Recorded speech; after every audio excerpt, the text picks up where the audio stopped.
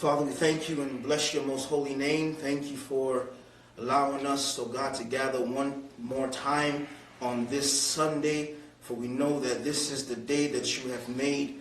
We will and shall rejoice in it and be glad. Thank you, Father, for another opportunity to do what you have created us to do, Father, and that is to worship you. Now, Father, right now, may you give unto us the spirit of wisdom and revelation in the knowledge of Jesus Christ, that the eye of our understanding be enlightened of what is the hope of his calling and what is exceeding greatness, power to usward who believe. And we thank you, Christ Jesus, one more time for being not only the Son of the living God, but being the grace of God to us and the mercy of God to us, and most of all, the love of God. And we honor you, Christ Jesus, on today because we are your body. And we thank you. We thank you, Christ. We thank you for dying for us, being resurrected, and now sitting on the right hand of the Father. We thank you because the Father purposed us that we be quickened together with you, Christ, raised together with you from the dead.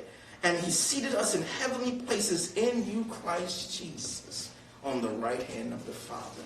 In Jesus' name we pray. Amen and amen. Welcome again to Family Worship Breaking the Chain School of Ministry, where Jesus is Lord. In the name of Jesus, I'm just going to get right into it. You know, there's one thing when the enemy comes at you.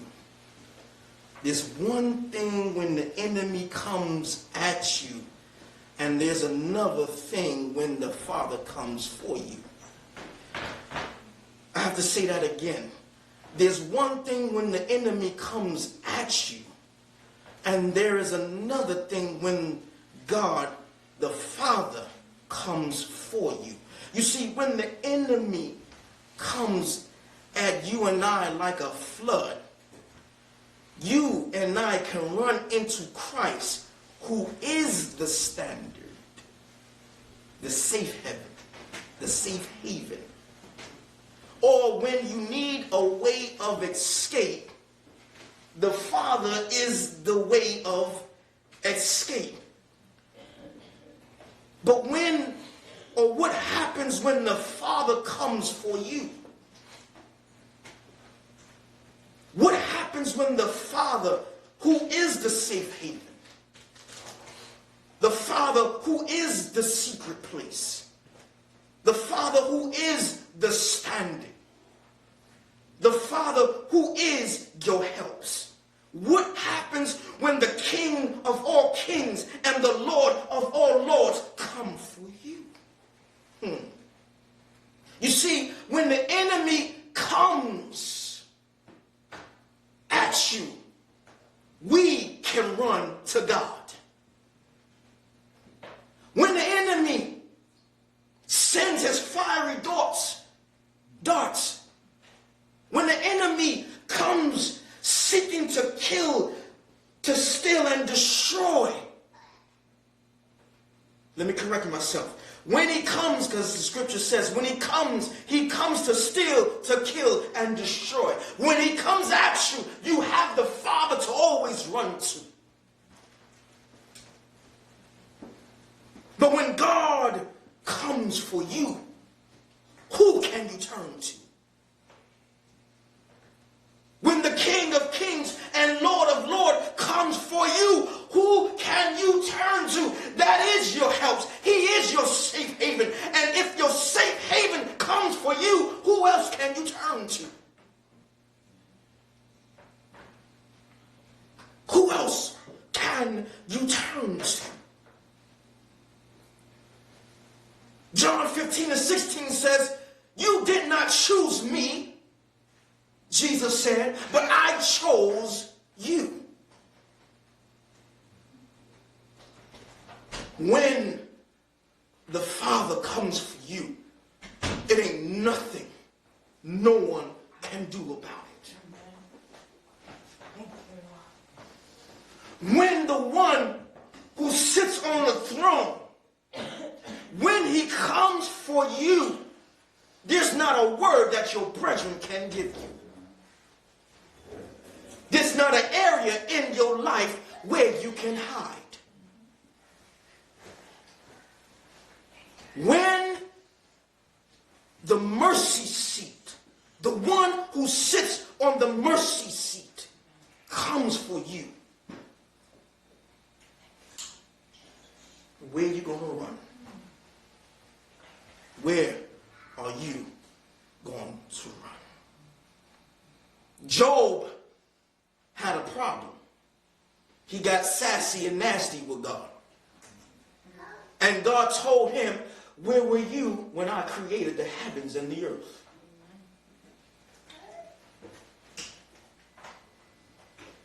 I say all that to say, in which my message today, God's purpose is bigger than your plans. God's purpose is bigger than your plans. Romans chapter 14. Romans chapter 14, verse 11. God will not alter or divert from his purpose for no one. Romans chapter 14, verse 11. God will not alter or divert his purpose for no one. His purpose is bigger than any plans that you can even think or imagine. Romans chapter 14, verse 11 says, this is, the writer is Paul, and he's writing to the church in Rome, the Romans. And he says, verse 11 of chapter 14 of Romans, and it says, for it is written. That is a declaration within itself. Because if you remember, when Jesus was tempted in the wilderness by the enemy, when the enemy came, Jesus said, it is written. So here we see it is written, which is a declaration of itself. For Paul said, it is written, as I live, saith the Lord. So that means the Lord has spoken and is speaking. Whenever the enemy comes, you always have the opportunity and the right to declare it is written. Meaning, you have the right to declare what the Father has said. For he says, as I live, said the Lord. You notice it wasn't past tense, it's present tense. Again, Hebrews chapter 11, he who comes to God must first believe that he is, that God is always in a present state of being. Just like what? Faith. Faith is always in a present state of being. So as I live, we serve a living God, said the Lord. Look what it says. Every knee shall bow to me. Every tongue shall confess to God. That's a declaration that the Lord is saying, as I live, that every knee shall bow. So if Satan comes to you, we have the power to go and the ability to go to the one who lives, which is the Father. But when the Father comes at you or comes for you, who are you going to turn to? He said, as I live, every knee shall bow. Every tongue shall confess to God. Verse 12, so then every one of us, what? Shall give account of himself to God. So when God comes for you, who are you going to turn to?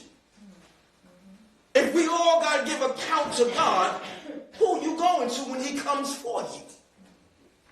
We got it twisted. Let me, before I go there, let me say this, that this word shall is used to express a command. Or is used as to say what is inevitable. That means for sure it's going to take place. This is not a, every knee may bow. This is a every knee will bow. This is an every knee that it's inevitable that everybody is going to bow down to the King of Kings and the Lord of Lords. We got it twisted. Who said you have a choice? That's why when the enemy comes, you can run to God. But when God comes for you, you can't run to nobody. Because at the end of the day, God's purpose is bigger than man's plans.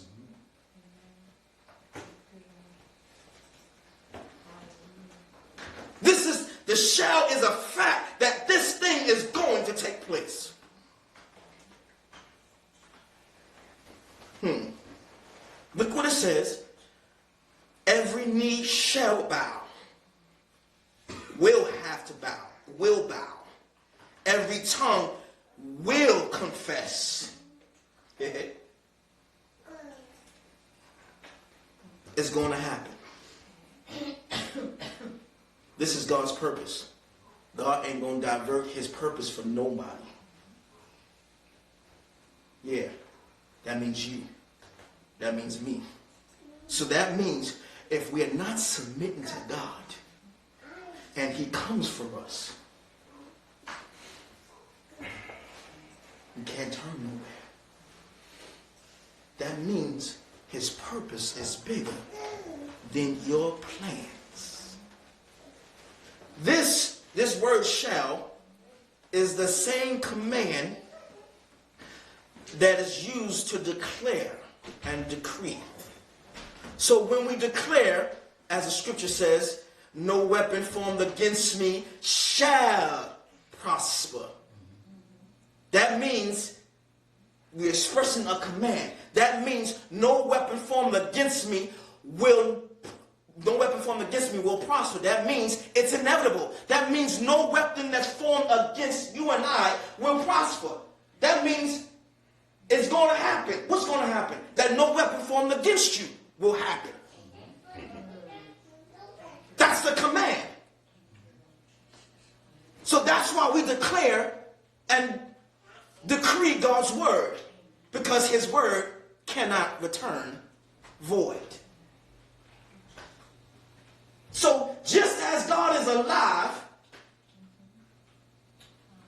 and every knee, it's inevitable that they will bow, every tongue, which is inevitable, will confess that Jesus is Lord. And everyone has to, let me go back. Verse 12.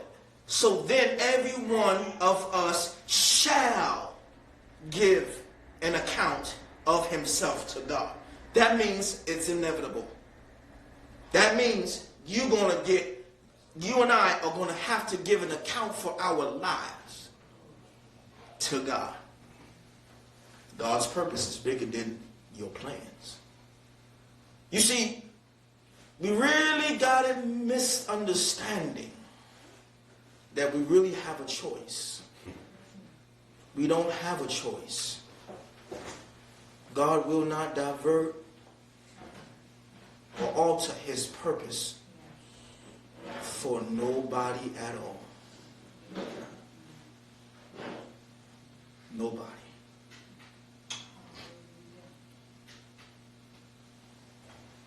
The Bible says, far as the rain, in Isaiah 55:10, it says, for as the rain cometh down and the snow from heaven, and not returneth not, so shall my word be that goeth forth out of my mouth, and it shall not return unto me void, but it shall accomplish that which I please, and it shall prosper in the thing whereunto I sent it. That means his word is inevitable, and it cannot return unto him void. That means when he speak a word, it goes out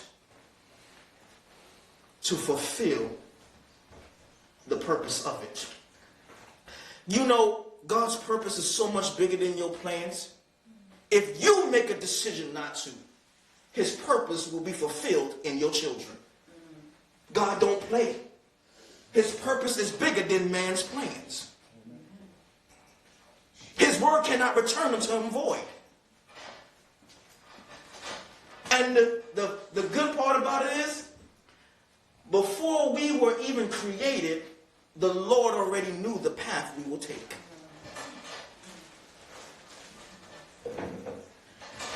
His word will not return unto him void. Let's turn to Genesis chapter 2, verse 16. Genesis chapter 2, verse 16.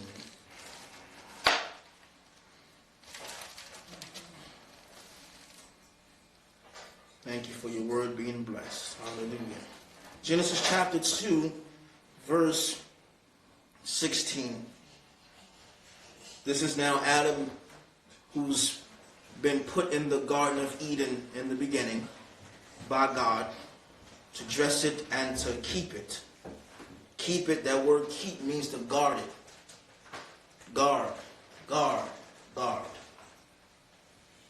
A couple of weeks ago we spoke of guarding your heart. Guard your heart. Guard your heart. Submit to God. Guard your heart. Submit to God. Guard your heart by submitting to God.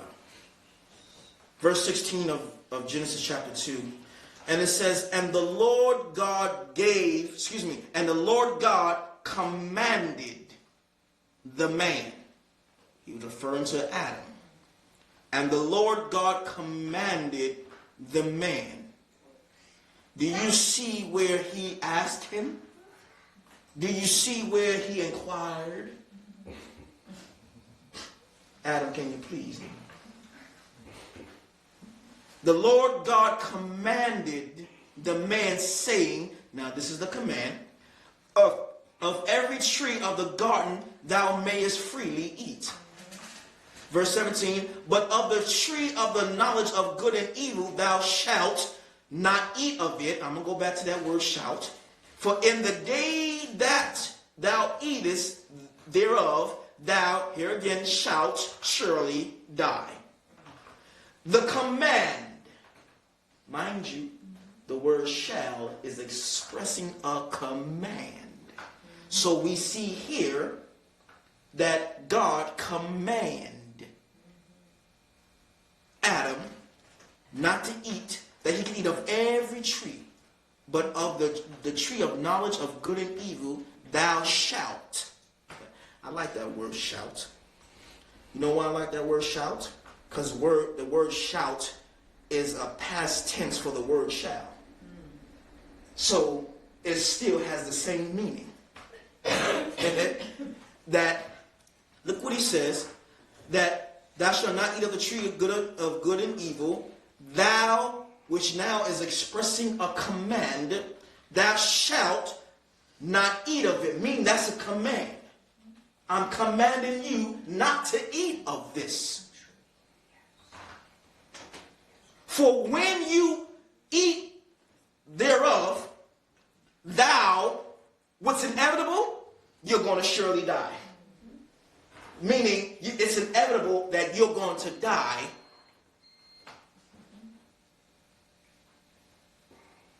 Okay? He gave the command. There's nowhere it says here where he asked Adam not to eat of the tree. He told him and commanded him not to eat of this specific tree. God will not alter or divert his purpose for no one. It was purpose that Adam was in the garden. It was purpose that God put the tree in the garden. It was purpose that God commanded him not to eat of the tree in the garden. It is purpose that God called you It is purpose that God created you. So therefore, if he is the creator and he created you, what is our problem in submitting unto the King of Kings and the Lord of Lords?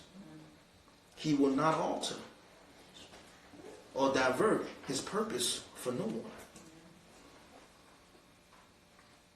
Let's turn to Jeremiah. I like this one. Jeremiah chapter 20. Jeremiah chapter 20.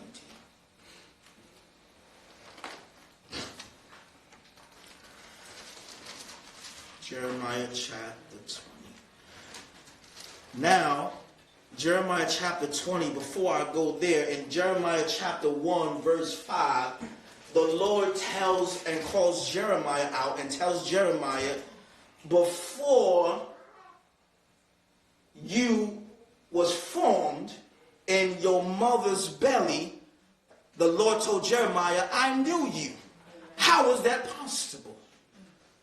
How did God know Jeremiah before he was formed in his mother's womb? He is God. Before Jeremiah existed in the physical, come on y'all, he existed in the spiritual. You see, Hebrews speak about faith, and it says in verse 2 and 3, this world was framed by faith. What's seen in the visible is a replica of seeing what's being seen in the invisible.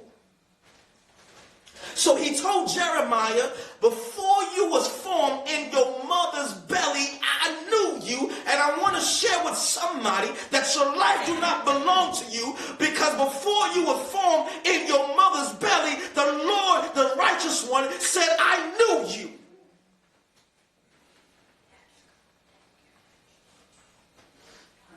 I know your thoughts. I know my thoughts for you. And my thoughts towards you are good and peace and not evil. But don't get it twisted. Must we frustrate the mercy of God? God forbid. God's purpose is bigger than anybody's plans. The second part of that scripture of Jeremiah chapter 5, the first part is, before you were formed in your mother's belly, I knew you. Before you came out of your mother's womb, he said, I ordained you. Before we came out of our mother's womb, we were ordained and purposed for God's glory.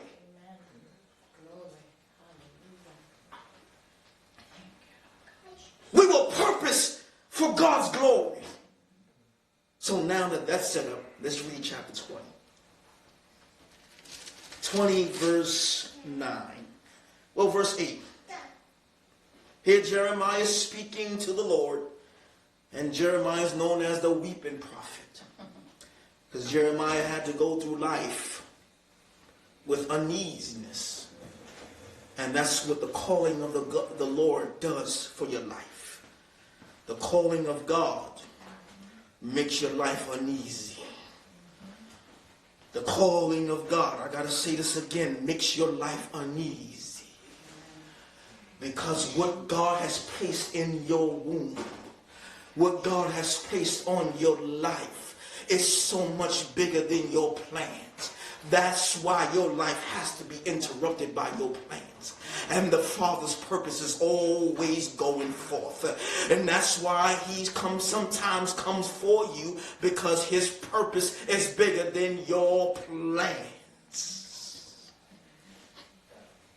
He says to the Lord, Jeremiah 20 and 8, for since I spake, I cried out. I cried violence and spoil. Now let me go back. When he ordained Jeremiah to be a prophet to the nations. That's his calling. That's his purpose. Are you walking in the purpose of the Lord? You see, the Lord only comes for you when you're not walking in your purpose. Because you're trying to interrupt his plans, and he will not divert his plans for nobody.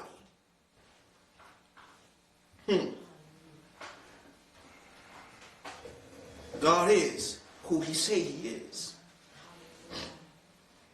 He said, since I spake, I cried violence and spoil, because the word of the Lord was made a reproach unto me and a derision daily. Verse 9, which is my point. He said, then I said, I will not make mention of him, nor speak any more in his name. This is Jeremiah. I ain't mentioning God's word no more. I ain't speaking his name no more. Because this calling that's on my life is causing so much turmoil in my life. And I ain't speaking no more in his name. I'm not going to mention his name anymore. And I ain't sensing in my spirit somebody has been saying that. And I'm telling you today, whether it be today or tomorrow, you're going to have to bow to the Holy of Holy One. And because he will not divert his purpose for no one. The Lord comes for you and I when we are not fulfilling our purpose. Jesus. And I stated earlier that when the Father comes for you, there's nowhere you can go. There's no one you can turn to. The only thing left is for you to deal with it. Because you have no choice. You can't run nowhere. Even if you make a decision to go to hell, he's still there. Where you're running to. You can run into the closet all you want to. He still sees you. You can go to another continent. He's still there. Where are you running? He said, Jeremiah said, I will not make mention of him anymore. Of his name. I will not declare his word anymore. Look what it says. But his word. The latter part of verse 9 of Jeremiah chapter 20, verse 9. But he said, his word was in mine heart as a burning fire shut up in my bones. And I was weary with forbearing, and I could not stay. The word of God and his purpose is so powerful that you cannot stop it. I don't care how many times you said, I'm not going to do, but let me tell you something. Just like every knee shall bow and every tongue shall confess, let me tell you something. God's purpose for your life will be fulfilled. Whether you like it or not. Jeremiah said, I'm going to shut my mouth. But the word of God is a consuming fire. He couldn't stop opening his mouth and saying what thus says the Lord. He couldn't stop it. That word was burning so much in him. He had to open his mouth to the point where God's word wearied him. Are you having God's word wearying you? Jesus. His word is wearying you because you got your own agenda. His word is wearying you because you have your own plans, and he's coming for you because his purpose is bigger than your plans.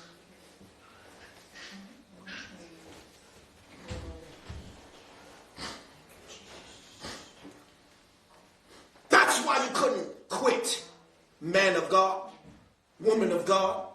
That's why you couldn't shut your mouth, because the word of God is that consuming fire.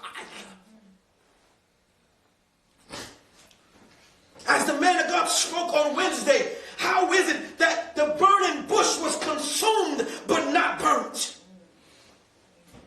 That same consuming fire is the word of God in our hearts. And Jeremiah could not take it anymore. It worried him. It wearied him. And thus the reason why the Lord comes for you to weary you, because his purpose is bigger than your plans. His purpose is bigger than your plans.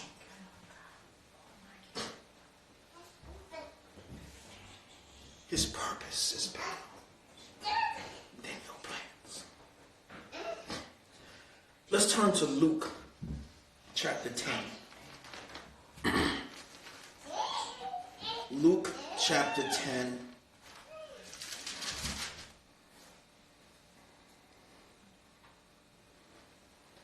Verse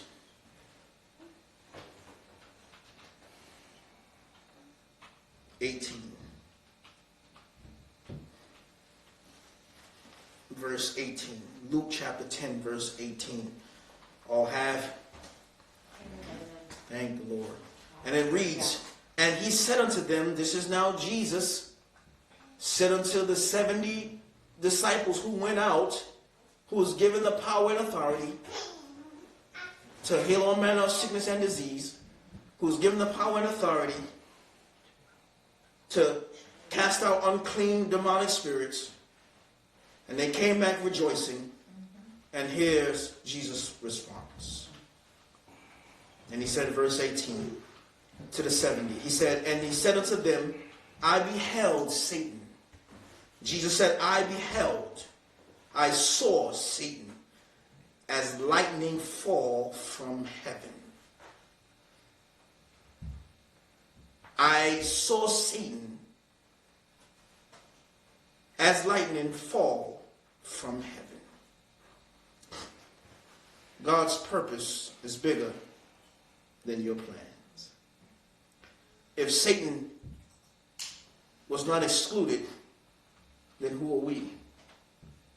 Lucifer, at the time, was right there with God, created with perfection, and tried to exalt his plan over God's purpose for his life. And look at what happened. God created him for a reason. He had his own plan and his own agenda. And thought that he can exalt himself above the Most High God. You notice I said the Most High. The word most means it exceeds the limit of everything. That means when I say the Most High God, meaning that there is no one else equal or even higher than God. But Lucifer had a different agenda. And he thought he can exalt himself. And look what happened. He was kicked out of heaven, away from God's immediate presence. Away from God's immediate presence. If Satan was not excluded, he was right there with God. He was right there with God. He was created with perfection. He was created with all of what we call diamonds and rubies and onyx. He was created with perfection. He was perfect wisdom, as Ezekiel will state. He was perfect. And he was right there. He was so created with perfection, God will look at him to see himself. The glory of God. That's how Lucifer was created. But this same Lucifer thought he can exalt himself. I tell you the truth. God's purpose is bigger than your plans. He was kicked out of God's immediate presence. Imagine how he feels. Adam knows how he feels. Because the minute Adam ate of that tree, there was a total disconnect. God comes for you and I, because his purpose is bigger than your plans. God only comes for you is when you are going about your own plans and trying to alter his purpose. He is the one who created you. You didn't create God. God created you. I don't know about this business about the universe. The universe was created by the Creator. Creation is never bigger than the Creator. Because if you exalt the creation of it above the Creator, you remove the Creator out. When something goes wrong with creation, how can it be fixed? That was just downloaded. You remove the Creator, how can you fix the creation? The inventor of a thing knows how to fix the invention, because he's the one or she's the one who invented that thing. So, in our lives, let's be real, there are times when we remove God and went with our plans, and the Father is coming for you and me, because he would not divert or change his purposes for no one. You know, there's a reason why the Word of God says all things work together for my good, because I am loved by God and called according to his what? Purpose. You see the success? All things work together only because we are loved by him and called according to his purpose. So when what we're feeling right now, what we're experiencing right now is turmoil in our lives, it's only because we're not operating in God's purpose for our lives. We said it, we saw it in Joshua 1:8, the book of the law. This is how we get success. And we also see in the New Testament where it says all things work together for our good. We can only work together for our good when we know that we're loved by him and we operate in his purpose. Because his purpose means, when you walk in his purpose, it means you are operating in obedience.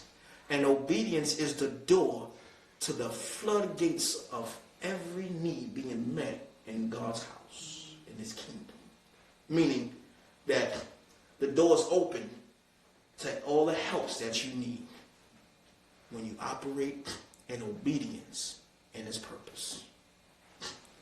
The Father only comes for you when one is not operating in his purpose. Mark 14:36. Mark 14:36.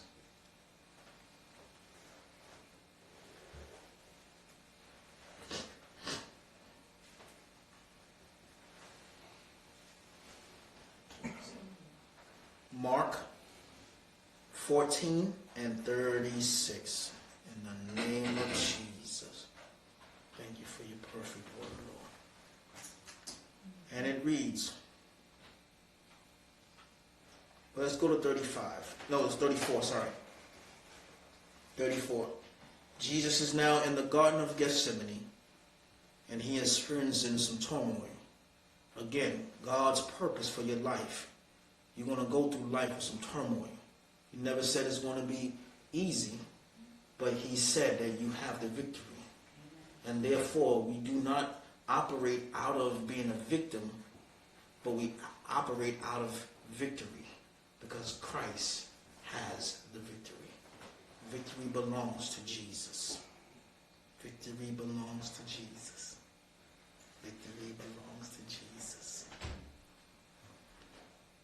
Mark 14:34. And said unto them, Jesus is saying to the three disciples, Peter, James, and John, my soul is exceeding sorrowful unto death. tarry ye here and watch. Verse 35, and he went forward a little and fell on the ground and prayed that if it were possible, the hour might pass from him. Now this is the Son of God himself going to the Father. Jesus' purpose, God's purpose for Jesus was bigger than anyone's plan. Jesus understood that. The difference between us and Jesus, he knew. He knew. He knew.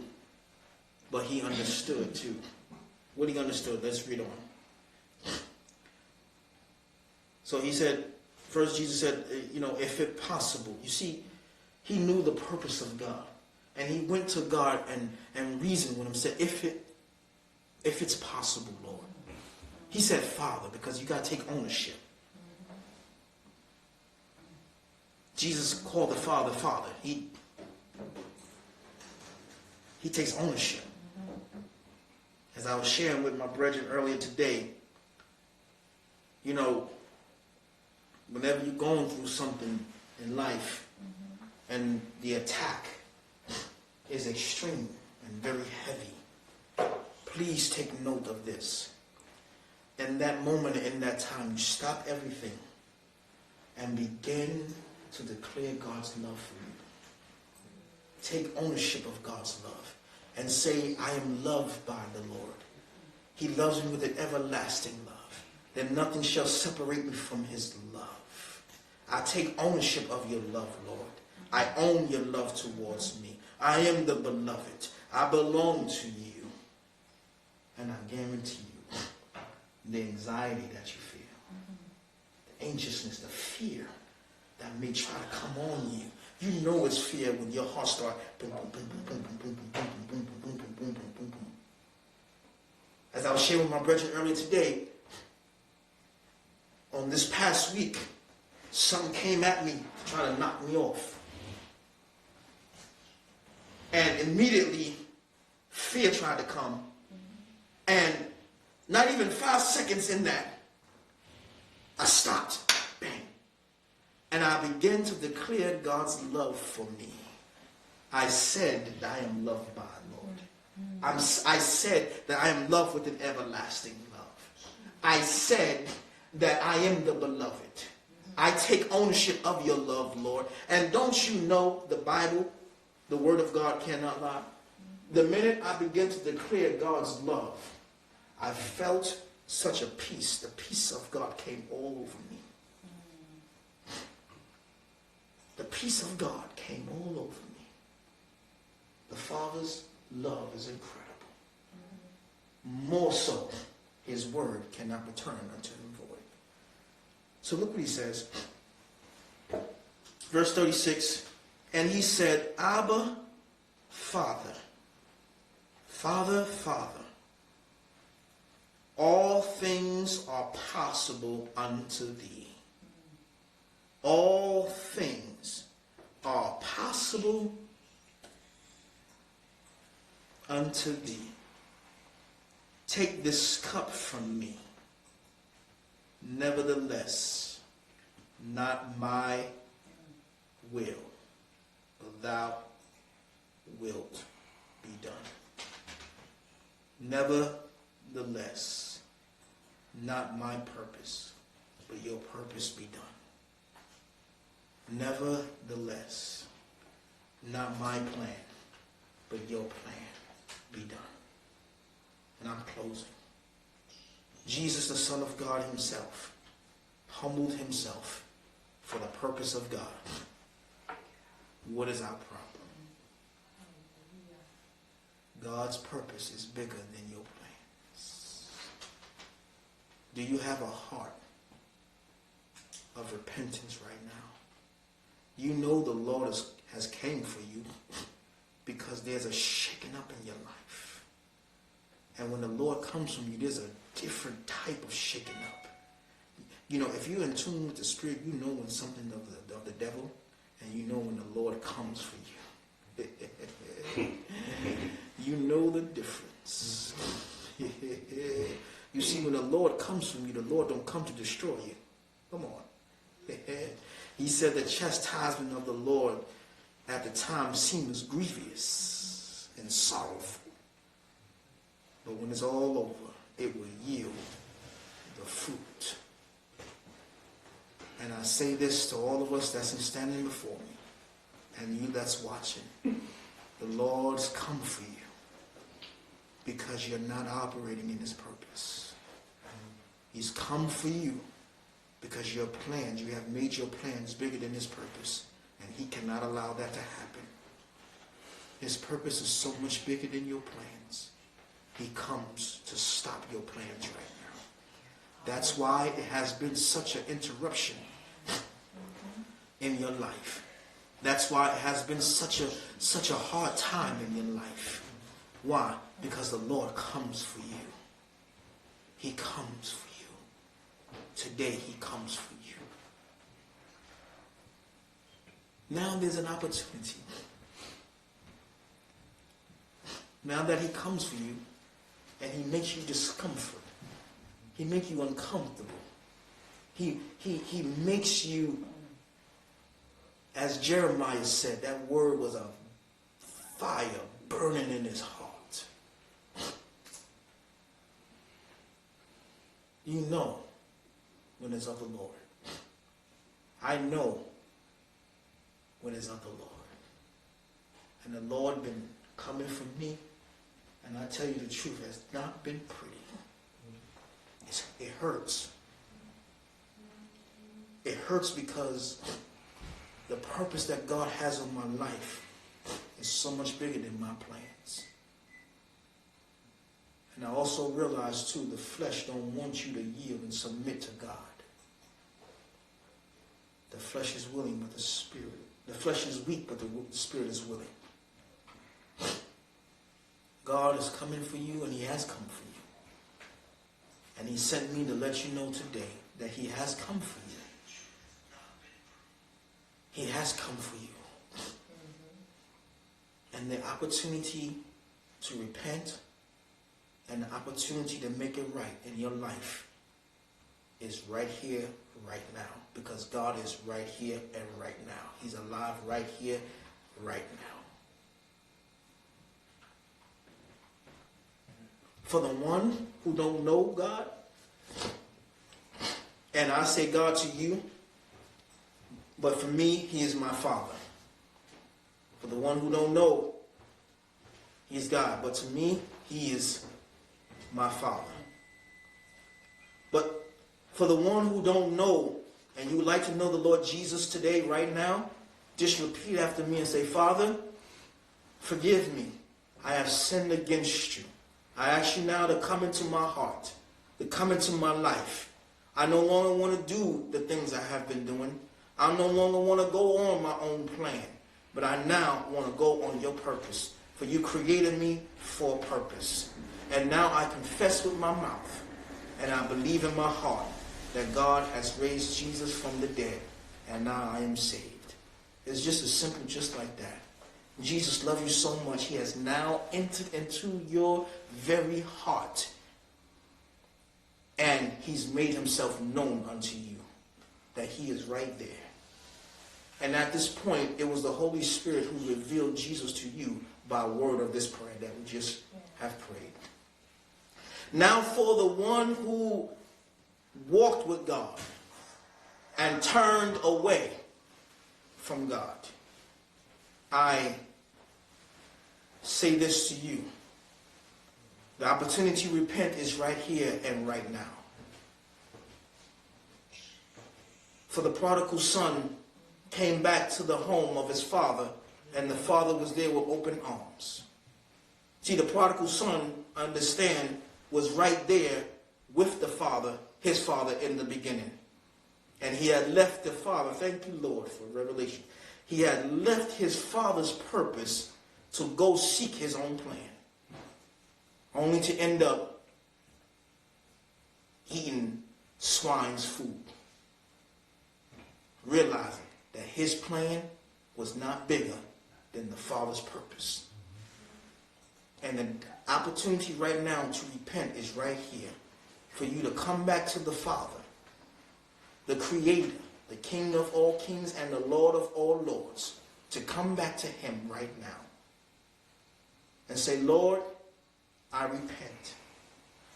I'm sorry for going about my own plans. I'm sorry for leaning on my own understandings. I'm sorry for not acknowledging you in all of my ways. I'm sorry for not seeking your face, for not reading my word on a consistent basis. I try to do things on my own. I'm sorry, Lord. I ask you now. First, your word says that if we confess our sins, that you are faithful and just to forgive us of all of our sins and to cleanse us from all of our unrighteousness.